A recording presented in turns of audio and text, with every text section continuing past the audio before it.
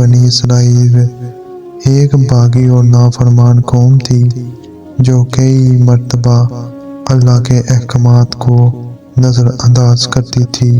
سورہ البقرہ اور سورہ الاعراف میں بیان ہوا ہے۔ اس کے مطابق ایک بستی کے لوگ جو غالباً سمندر کے قریب آباد تھے اللہ کے حکم کی خلاف ورزی کرتے تھے۔ اللہ تعالیٰ نے انہیں حکم دیا تھا کہ وہ ہفتے کے دن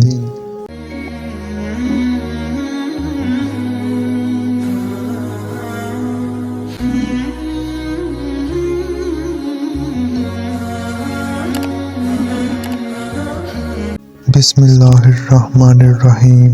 السلام علیکم۔ حضرت داؤد علیہ السلام کا واقعہ، ان کی قوم کے بندر بن جانے کا واقعہ قرآن مجید اور تفاسیر میں بیان کیا گیا ہے۔ یہ واقعہ بنیادی طور پر بنی اسرائیل کی نافرمانی اور اللہ کے احکامات کی خلاف ورزی سے متعلق ہے۔ پس منظر، حضرت داؤد علیہ السلام بنی اسرائیل کے نبی اور بادشاہ تھے۔ اللہ نے انہیں حکمت، علم اور زبور عطا کی۔ ان کے زمانے میں بنی اسرائیل ایک باغی اور نافرمان قوم تھی جو کئی مرتبہ اللہ کے احکامات کو نظر انداز کرتی تھی۔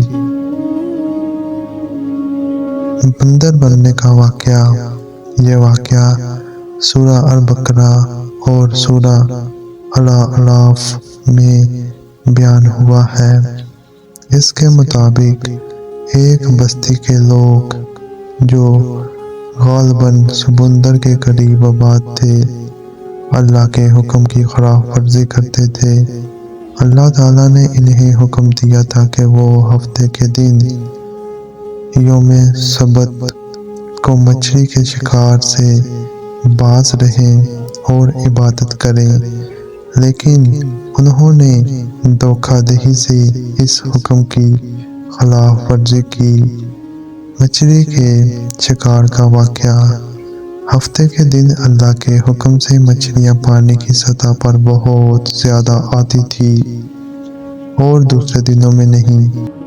ان لوگوں نے چالاکی سے کام لیا اور ہفتے کے دن جال لگا دیا اور اگلے دن مچھلیاں نکال لیتے تھے۔ یہ عمل اللہ کے حکم کی کھلی نافرمانی تھی۔ عذاب،